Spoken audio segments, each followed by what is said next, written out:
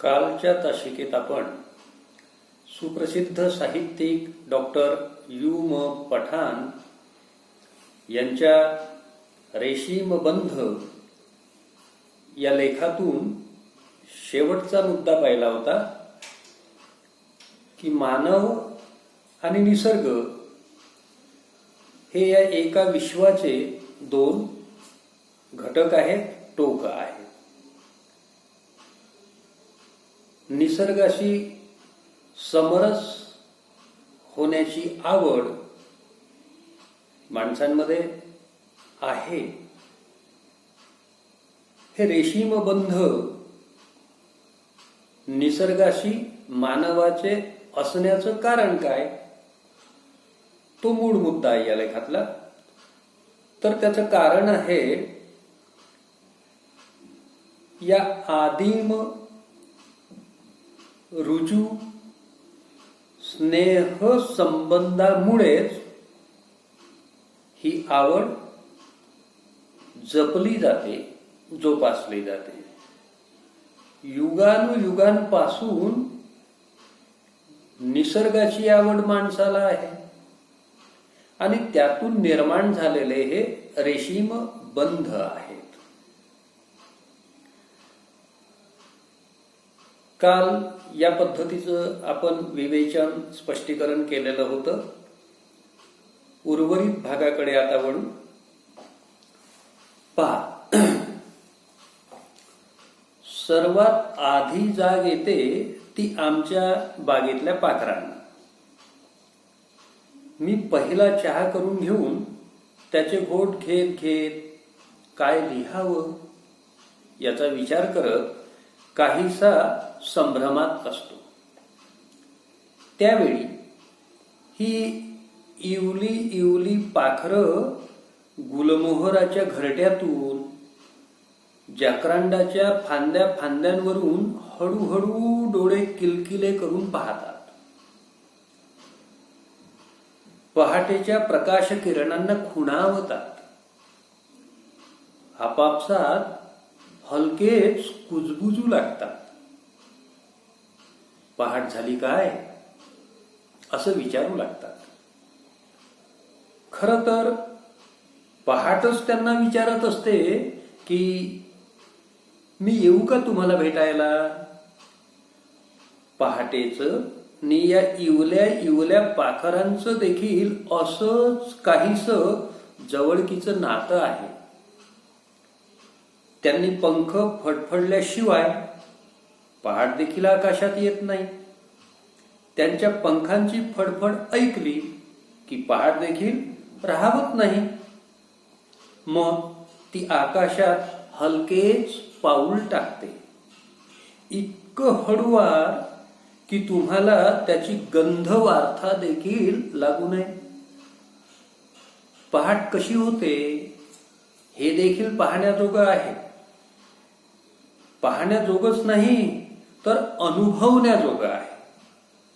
मला तर तो नेहमीच एक अनोखा, लोभसवाणा, नाजूक, तरल अनुभव वाटला आहे.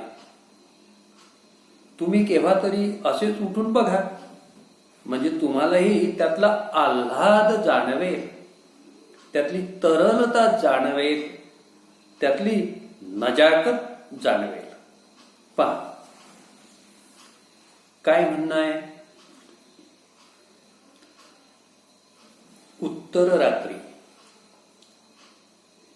लेखक उठतात. उत्तर रात्रीचं आगमन कसं हळुवार मंद मंद पावलांनी होते ते आपण पाहिलं. डायनिंग टेबलच्या खिडकीजवळ येतात. तिथून बाहेरचं दृश्य पाहतात. त्यांची बाग. काड्याकुट्ट अंधारात ती वृक्षवेली, फुलवेली, फुलझाडं, पाखरं झोपी गेलेली असतात. नीरव शांतता असते. आणि मग पुढे पहाटेचा काळ असतो ना. उत्तर रात्रीनंतर पहाटेचा प्रहर सुरू होतो. तर त्यावेळी सर्वात आधी जाग येते ती लेखकाच्या बागेतल्या पाखरांना असं लेखक सांगतात. त्यांची अनुभूती पहा. लेखक म्हणतात की मी पहिला चहा करून घेऊन त्याचे घोट घेत घेत काय लिहावं. आता आपण काय लिहायला घ्यायचं, कशावर लिहायचं याचा विचार करत बसलेले असतात. आणि त्यावेळी ती इवली इवली छोटी छोटी पाखरं काय करतात, गुलमोहरांच्या घरट्यातून जाकरांडाच्या फांद्यांवरून हळूहळू डोळे किलकिले करून पाहतात. आत्ता त्यांना जाग आलेली असते. जागे होण्याची ही वेळ पाखरांची. पहाटेच्या प्रकाश किरणांना जणू ते खुणावत असतात. मानवी क्रिया पाखरांकडे दिलेली दिसते इथून. आणि आपापसात ती पाखरं हलकेच कुजबुजू लागतात. पाखरांचं उठणं सुद्धा कसं आहे, जागं होणं सुद्धा कसं आहे, काय हळुवार टिपलेलं आहे लेखकाने. फार बारकाईने सगळं पाहिलेलं आहे. पहाट झाली काय असं जणू काही ते विचारू लागतात, अगदी माणसांप्रमाणे. पण लेखक काय म्हणतात, खरं तर पहाटच त्यांना विचारत असते, काय मी येऊ का तुम्हाला भेटायला. लेखकाची ही अनुभूती आहे पाखरं आणि पहाट याबद्दलची. कारण काय तर पहाटेचं आणि या इवल्या इवल्या पाखरांचं असं काहीसं जवळकीचं नातं आहे. कसं, पुन्हा ते आदिम स्वरूपाचंच. ठीक आहे, मुळातलं. पाखरांनी पंख फटफटल्याशिवाय पहाट देखील उगवत नाही, आकाशात येत नाही.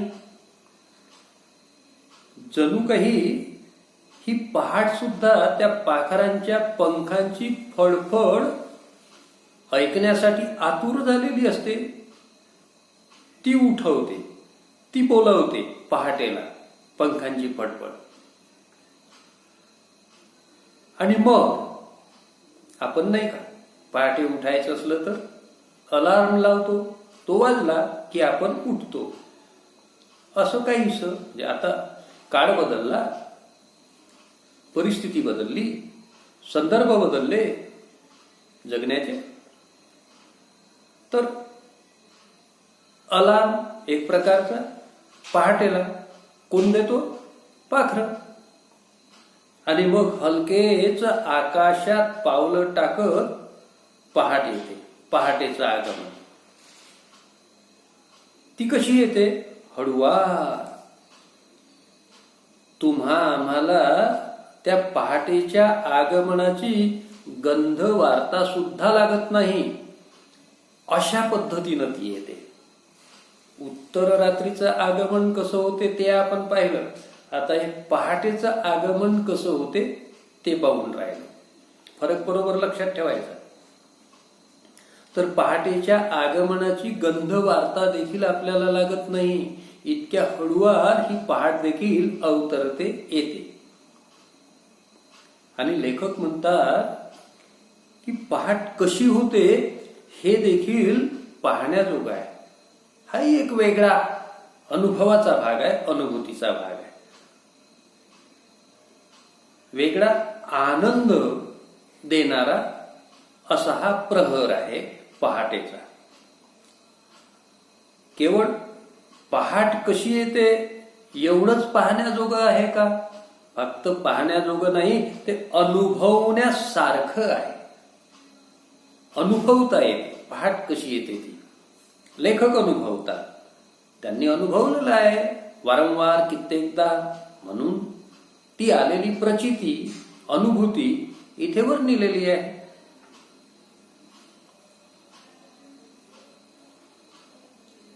म्हणूनच ते म्हणतात की आपल्याला सांगतात की तुम्ही सुद्धा असेच उठून बघा पहाटेकडे, अनुभवा पहाट. मग तुम्हाला सुद्धा त्या पहाटेच्या प्रहरातला आल्हाद, ती प्रसन्नता, त्या आल्हादामधील तरलता ती जाणवेल, त्यातली नजाकत जाणवेल. पण ही नजाकत, हा पहाटेचा आल्हाद, ती तरलता जाणवण्यासाठी काय करावं लागणार आहे आपल्याला? पहाटे उठावं लागेल, घराच्या बाहेर पडावं लागेल. बस एवढंच. आणि एवढंच केलं की तेवढं मिळते आल्हाद, प्रसन्नता. प्रसन्न, अलवार प्रसन्नता आहे, तिला आल्हाद म्हणतात. हा आल्हाद व्यक्त करण्यासाठीच जणू आमच्या बागेतील जाकरांडावरची नि गुलमोहरावरची पाखरं आपापसात कुजबुजू लागतात. कशासाठी? पहाटेचा आल्हाद अनुभवण्यासाठी. पाखरांना ही असोशी लागलेली असते, पाखरांना ही ओढ लागलेली असते. आपल्याला का लागू नये? आपलं तर आधी मन आता आहे या सगळ्या गोष्टीशी, निसर्गाशी. मग त्या पाखरांचा चिवचिवाट पहिल्यांदा किती मंद मंद असतो. सुरुवात किलबिलाटाची, चिवचिवाटाची मंद मंद मंद. पण जसजशी पहाट उजाडते तसतसा तो किलबिलाट, तो चिवचिवाट वाढत जातो. कसा? एखाद्या उत्सवासारखा चिवचिवाट वाढत जातो. म्हणजे पाखरांचा मंद मंद असलेला चिवचिवाट जसा जसा वाढत जातो, म्हणजे जशी जशी पहाट पसरत जाते तसं तसा पाखरांचा चिवचिवाट वाढत जातो. आणि या प्रसंगाला लेखक काय म्हणतात? उत्सव. एखाद्या उत्सवासारखा वाटतो हा पाखरांचा चिवचिवाट. उत्सव म्हटल्यानंतर केवढं आनंदाला उधाण आलेलं असते. समारंभ, कुठले काही समारंभ ते आपण पाहतो, त्या समारंभाला जातो, कधी समारंभ घडवून आणतो, फार उत्साह असतो मनात. उत्सवामुळे उत्साह संचारलेला असतो. तर हा सुद्धा पहाटेचा उत्सव वाटतो लेखकाला.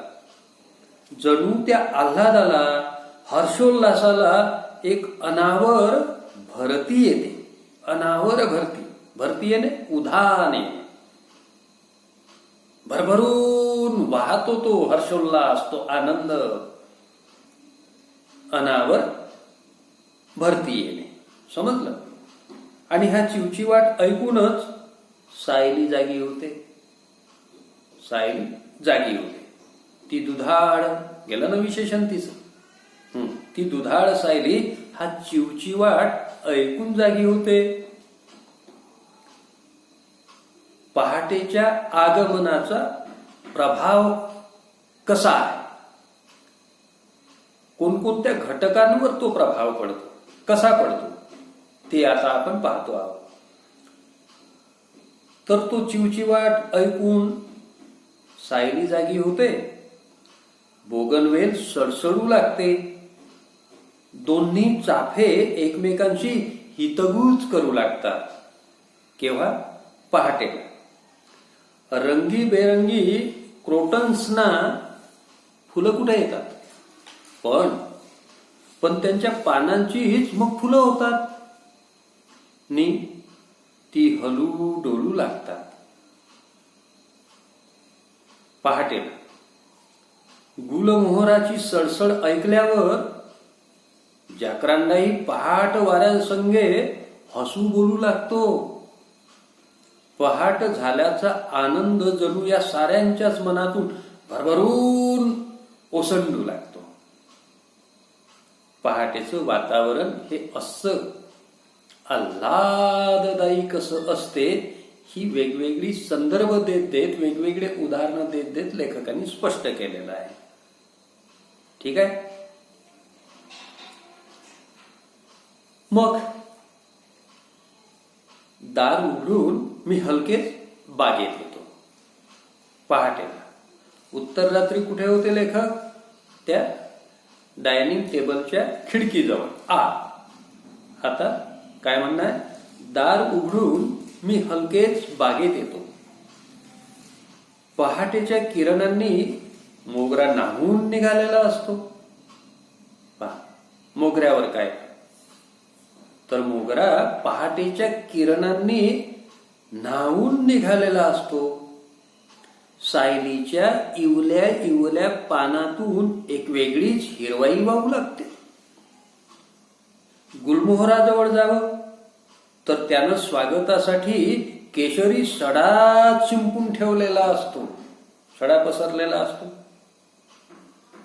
फुलं ती केशरी रंगाची जणू गालीच्या अंथरल्याप्रमाणे ती खाली टपकलेली असतात. गुलमोहराचं जणू काही आपल्या स्वागतासाठी त्यानं केशरी रंगाच्या फुलांची पंखरण केलेली आहे. सडाच जणू शिंपून ठेवलेला आहे. जाकरांडाची निळी जांभळी फुलं रक्त चंदनी चाफ्याशी बिलगून गप्पा गोष्टी करत असतात असं लेखकाला वाटते पहाटेच्या वेळी. मग चाफ्याजवळ जावं तर त्यांच्या फुलांचा एक वेगळाच मंद मंद गंध येत असतो. मोगऱ्याजवळ गेलं तर तो पहाटेच्या किरणांनी न्हावून निघालेला दिसतो. चाफ्याजवळ जावं तर वेगळाच मंद मंद गंध येत असतो, गंध दरवळतोय. पण तो निशिगंधासारखा मात्र नसतो. निशिगंध म्हणजे निशिगंधाच, त्याची सर नाही, तो वेगळा. मोगरा मोगऱ्याच्या ठिकाणी, निशिगंध निशिगंधाच्या ठिकाणी. त्याची सर इतर कुणाला येणार नाही, इतर कुणाला येणार. पण निशिगंधाच्या पलीकडे मोगऱ्याची बहरलेली फुलं पाहिली की त्यांच्या सुगंधाचा मोह देखील आवरत नाही. या वेगवेगळ्या सुगंधाचं नि माझं काही आदिम नातं तर नाही. म्हणजे उत्तर काय आहे या प्रश्नाचं? आदिम नातं आहे. म्हणूनच लेखकाला या सगळ्या अनुभूती येतात, या सगळ्या जाणीवा होतात. त्यांची इतकी अनिवार्य ओढ माझ्या मनाला का बरं लागून राहते? तर त्या नात्यामुळे ही सगळी ओढ लागून गेलेली असते. प्रकाश पसरू लागतो तशी मग सकाळ होऊ लागते आणि मग दिसतं की वाफे तर कोरडेच आहेत. बागेतल्या नळाला रबरी पाईप लावून मी वाफ्यामध्ये पाणी घालू लागतो. सकाळ झाली आता फुलं झाडांना, फुलं वेलींना पाणी वगैरे द्यायचं काम सुरू होते. कुंड्यांमध्ये पाईप लावू लागतो. चाफ्यांच्या, गुलमोहराच्या, जाकरांडाच्या, सायलीच्या नि बोगनवेलीच्या गोल गोल आळ्यांना पाणी देऊ लागतो. आळे समजते ना, झाडाच्या भोवती केलेलं ते खोल. पाण्याच्या थेंबांचा स्पर्श झाल्यावर पानं कशी तरारतात हे अनोखं दृश्य खरोखरीच अनुभवण्याजोगं असतं. पाणी त्या झाडांना देण्यापूर्वी झाडाची अवस्था, दिसणारी पानं, पण पाण्याचा शिडकावा झाला की मग झालेला बदल तो कसा टिपला? तरारतात पाणी, तजेलदार वाटतात मग ती पानं. आणि ही येणारी अनुभूती फार अनोखी असते. शब्दातीत, शब्दाच्या पलीकडलं सार. आदल्या दिवशी मोगऱ्याला पाणी घालायचं चुकून राहून गेलं तर तो कसा रुसून बसतो. पहा, मानवी भावना इथे वेलींच्या माध्यमातून लेखक स्पष्ट करून राहिलेले आहेत, हे लक्षात घ्यायचं आहे. आदल्या दिवशी जर ते राहून गेलं मोगऱ्याला पाणी द्यायचं तर तो कसा रुसून बसतो, कोमेजू लागतो. आणि पाण्याचा शिडकावा झाला की दुसऱ्या दिवशी पहाटेच गोंडस कड्यांच्या रूपानं आपल्याकडे पाहून खुदू खुदू हसू लागतो. झाडं सुद्धा रुसतात आणि झाडं सुद्धा खुदू खुदू हसतात. त्यांनाही मानवाप्रमाणेच भावना आहे, मन आहे. पण ती दृष्टी पाहिजे आपल्याजवळ. ते आपल्याला समजलं पाहिजे. दृष्टी लागेल ना. ती दृष्टी लेखकाजवळ प्रचंड आहे. त्यांना हे सगळं जाणवते. मग अबोला सोडून तो सुगंधाची पखरण करू लागतो. आणि मग जाणवू लागतं की इवली इवली झाडं नि वेली देखील किती भावूक असतात. आत्ताच सांगितलं, भावना असतात, भावूक असतात. भावना दाटून येतात. पाणी दिलं नाही म्हणून रुसणे, पण पाणी दिलं, आपली काळजी घेतली म्हणून फुलून खुलून येणे, भावुकता आहे. ही सगळी मनुष्य स्वभावातली दिसते. कुठे लेखकाला?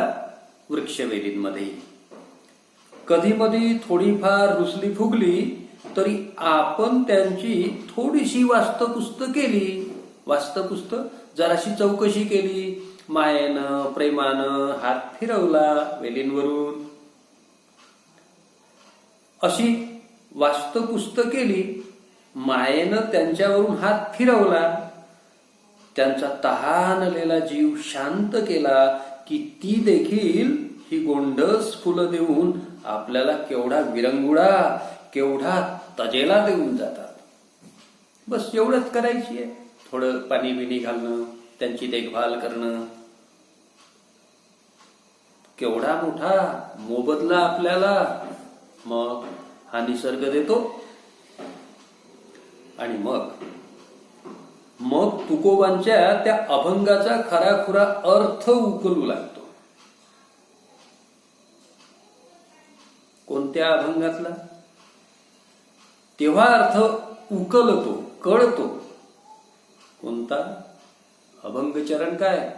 वृक्षवल्ली आम्हा सोयरे वनचरी, पक्षीही सुस्वरे आडवीती, येणे सुखे रुचे एकांताचा वास, नाही गुण दोष अंगा येत, कंथा कमंडलू देह उपचारा, जाणीवेचा वारा लागो मज.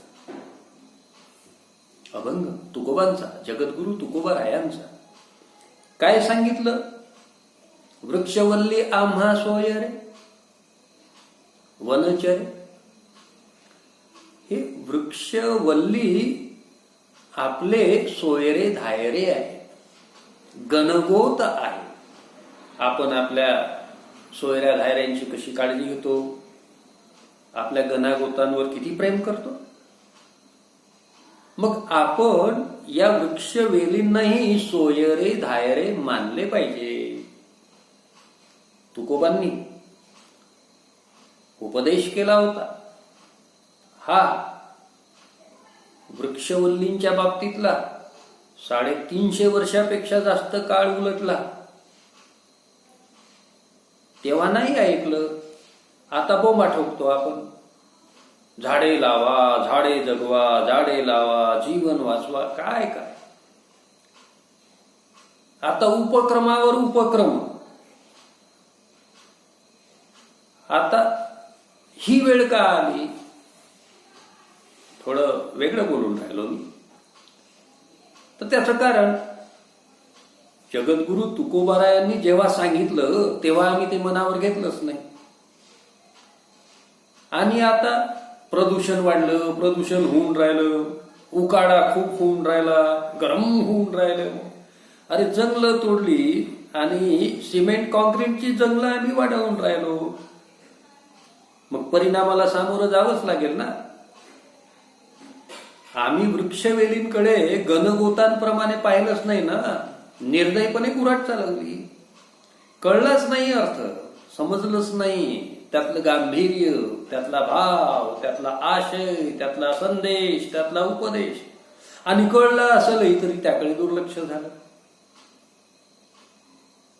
आता आग्रह होतो, गाजावाजा होतो आणि मग वृक्षारोपणाचे कार्यक्रम हाती घेतले जातात. वर्तमानपत्रात पाहाव, फोटो दिसतात. कशी लावतात झाडं लोक काय माहिती. डोळे इकडे फोटोकडे, आपलं दिसलं पाहिजे ना साजरं रूप. तिकडे झाडाचं मूळ त्या खड्ड्यात आहे की ते तुटून राहिलं की काय होऊन राहिलं काही घेणं त्यानं. औपचारिकता. पण हे मानलं असतं मनातून तर. म्हणून म्हणतात लेखक, मग तुकोबांच्या त्या अभंगाचा खरा खुरा अर्थ उकलू लागतो. त्यांनी वृक्ष आणि वल्ली यांना आपली सोयरी धायरी का बरं म्हटलं असावं. यातलं इंगित उमलू लागतं. का म्हटलं असावं सोयरी धायरी. त्यातलं इंगित, गुज, मर्म, वर्म ते आत्ता कळू लागतं. केव्हा, हे सगळं अनुभवल्यानंतर. असं आहे, जीवन देतात ते, जीवन फुलवतात ते, आल्हाद देतात ते, आनंदाची उधळण करतात ते. हे सारं इंगित आत्ता कळायला लागलं. केव्हा, जेव्हा आपण हे सगळं अनुभवू तेव्हा मग तुकोबांचा अभंग त्यातला आशय कळेल, जीवन कळेल.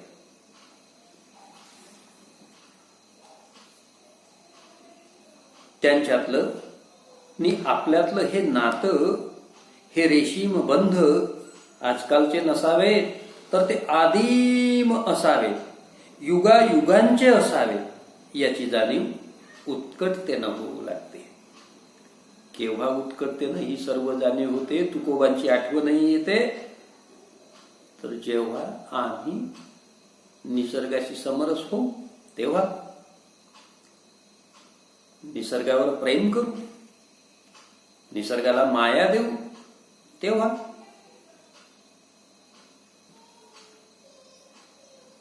असं नसतं तर आपल्याला त्यांची आणि त्यांना आपली एवढी अनिवार्य ओढ का बरं लागली असती. असं नसतं तर. पण असं आहे. कसं आहे, आदिम नातं आहे मानवाचं निसर्गाशी. म्हणून हे सगळं असं घडते. अशी ओढ, अनिवार्य ओढ, अनिवार्य प्रचंड ओढ लागून जाते माणसाला निसर्गाची. अंतिमता काय आहे, निसर्ग आणि मानव हे एकाच विश्वाचे दोन घटक आहेत. म्हणून हे सगळं असं अनिवार्य ओढीपर्यंत माणसाला निसर्ग ओढून नेतो, खेचून नेतो. रेशीम बंध, हे बंध कसे आहेत, हे संबंध कसे आहेत, स्नेहसंबंध, ऋणानुबंध कसे आहेत, युगानुयुगांपासून आहे, आदिम काळापासून आहे. ते लेखकांनी त्यांच्या सहज ओघवत्या शैलीतून, छान बहारदार शब्दकळांच्या माध्यमातून उकललेलं दिसते. समजला का लेख? रेशीमबंध लक्षात आले? पहा. बाकी स्वाध्यायावर मी बोलण्याचं कारण नाही. त्या कृती तुम्हाला वाटत असेल तर सोडवा. सराव चांगला झाला पाहिजे. मी वारंवार सांगतो, तुम्हाला जर तुमचा सराव चांगला व्हावा असं वाटत असेल तर करा. अन्यथा आमचं आमच्याजवळ, तुमचं तुमच्याजवळ. तूर्त आपण थांबलं पाहिजे. थांबतोय आम्ही.